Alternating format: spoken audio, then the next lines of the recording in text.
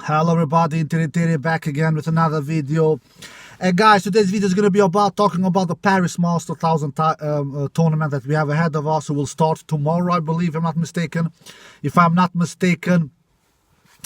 Yeah, what do I believe? Who are the favorites here? Who will win it? It is not easy to predict tennis matches, guys, that's for sure. We all saw what happened in Vienna. It was a upset party there.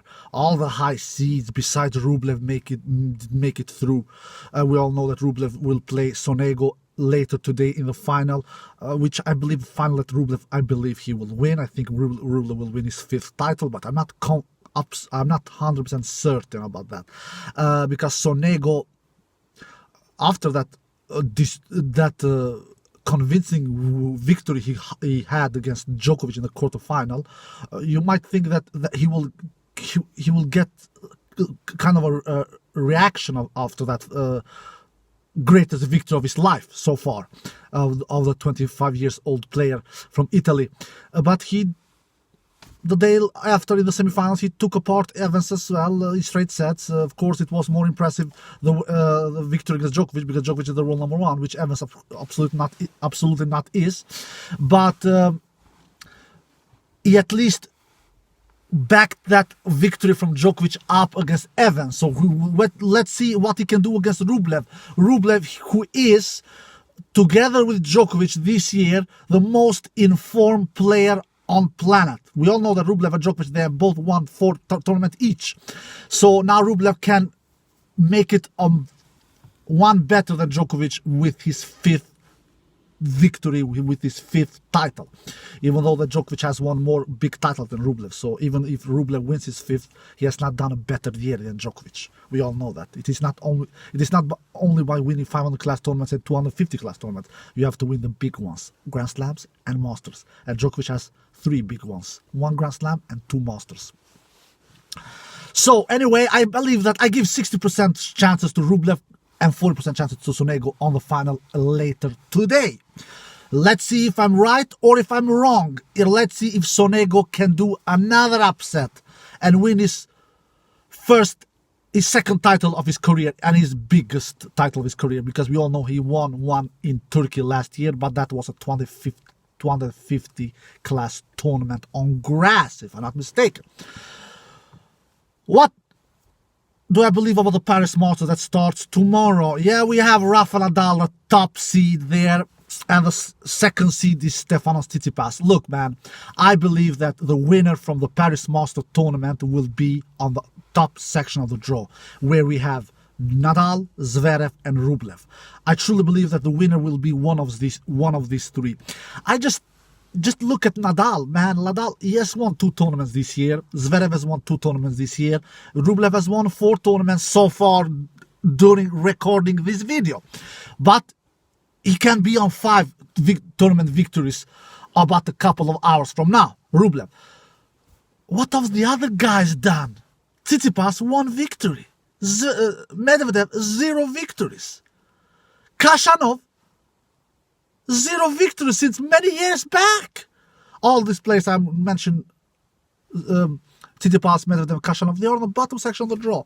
Then we have Diego Schwartzman there as well, who is only, we know Diego Schwartzman is a clay courter. He is not a player that will be a big threat on fast surfaces like it is indoors. Because what makes Diego Schwartzman so difficult? Let's talk just a couple of seconds about him. Hitting through him. It is so difficult hitting through him. We all saw what kind of trouble Rafa had against him in Rome last month. So,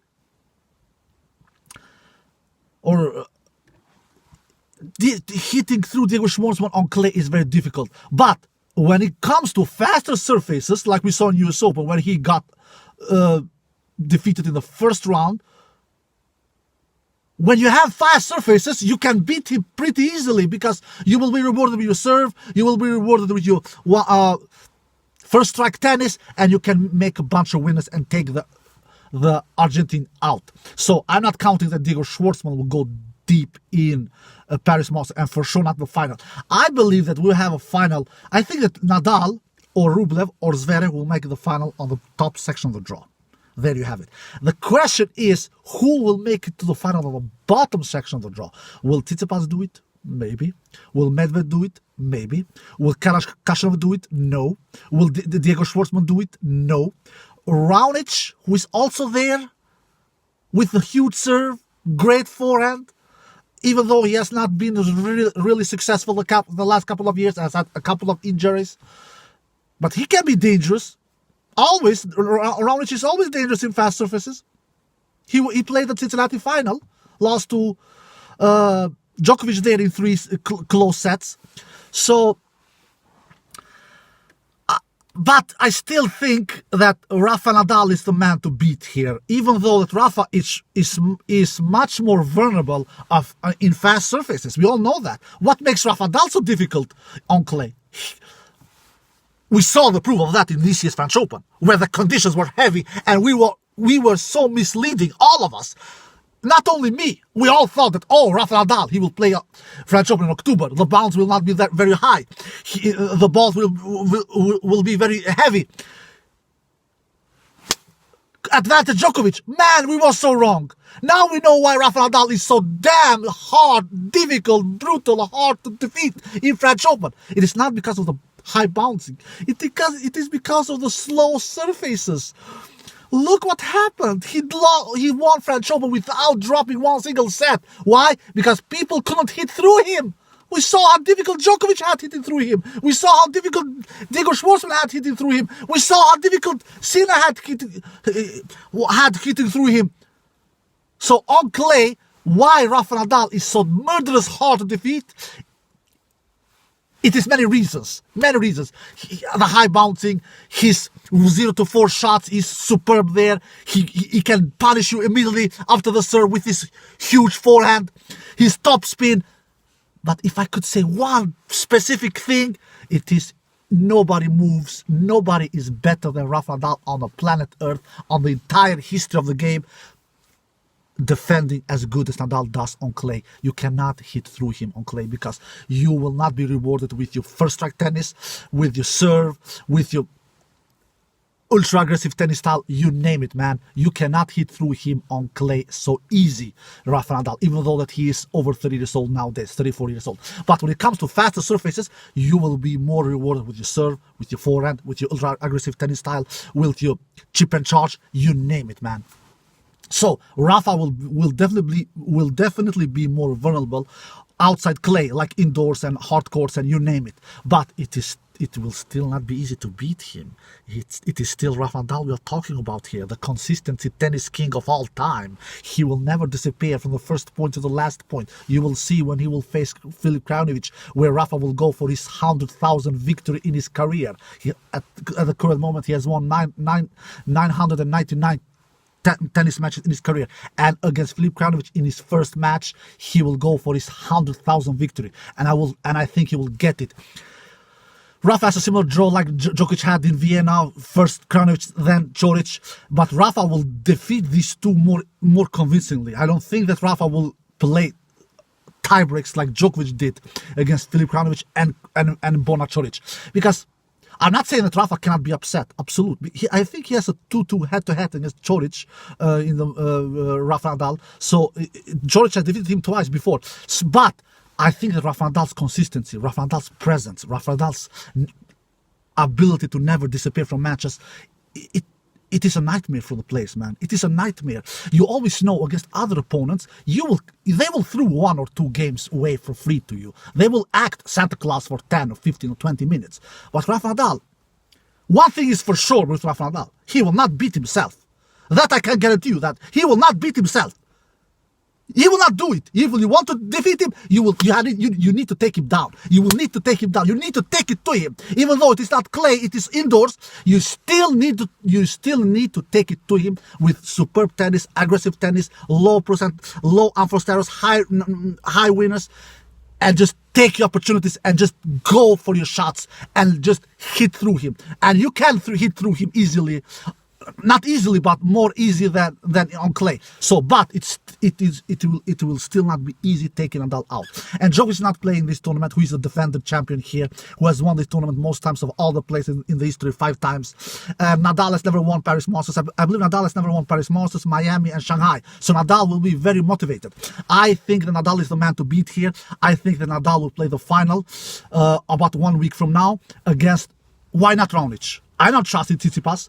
What's it? I saw Tsitsipas against Grigor Dimitrov in Vienna. Tsitsipas totally disappeared in the last couple of games. His forehand, it went on Bali, it went on Hawaii, it went on Rhodos. His forehand just disappeared. You cannot trust in Tsitsipas' consistency. He can play some amazing tennis for one set, and then in 3-4 games he can take that Santa Claus hat up with his head and just give away the games like he did against Grigor Dimitrov. He couldn't hit a forehand into the court the last 3 or 4 games against Grigor Dimitrov in that quarterfinal in Vienna. What has Tsitsipas done this year? He has won 1 tournament. What has Medvedev done this year? He has won 0 tournaments. What has Karen Khachanov done? 0 tournaments as well. Not that Raonic has won any tournaments this year either, but he has at least his serve. He has at least his forehand. He will be rewarded with his serve, Raonic. So I think we will have a final between Rafa Nadal and Milos Raonic in Paris Masters 1000. And I think that Rafa Nadal will be the player who will lift the trophy and will win his 36th Masters 1000 title, and tying Novak Djokovic's record, who has 36,000 Masters 1000 title at the current moment. But Zverev, he can make some noise, absolutely. Zverev has won 2 tournaments this year. Rublev, at some point, Rublev has to lose. He cannot go to the finals every single week. I just hope we are not seeing a new Medvedev in Rublev. Like Medvedev had a tremendous good summer last year, but what has Medvedev done since US Open last year? Nothing. He has been on vacation 1 year now. But I just hope that Rublev will not be the same story here. I really hope not. I hope that he continues this great form even in next year as well.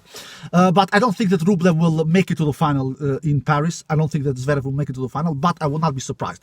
Zverev defeated Nadal last year in indoors in London finals. Straight set, but Nadal leads Zverev 5-1 in that head. Nadal leads Rublev 1-0 in that head. They faced each other only one time 3 years ago, quarterfinal US Open 2017. So, but anyway, I believe that a winner will come from that top section of the draw between Nadal, Zverev, or Rublev. One of these 3, I believe, will win it. Most likely Nadal. From the bottom section of the draw, where we have Khachanov, Schwartzman, Tsitsipas, Medvedev, Raonic, I don't count that one of these 5 will win it. I just don't count it. I think that the winner will be from those 3 up in the section of the draw. My pick is Rafa Nadal. In the final, I think Rafa will face Raonic. Like I said, Raonic with that serve, with that forehand, he can make some really big noise here in Paris, even though that he has not been consistent either. Who has been consistent besides Djokovic, Nadal, Zverev, and Rublev? Who has been consistent this year?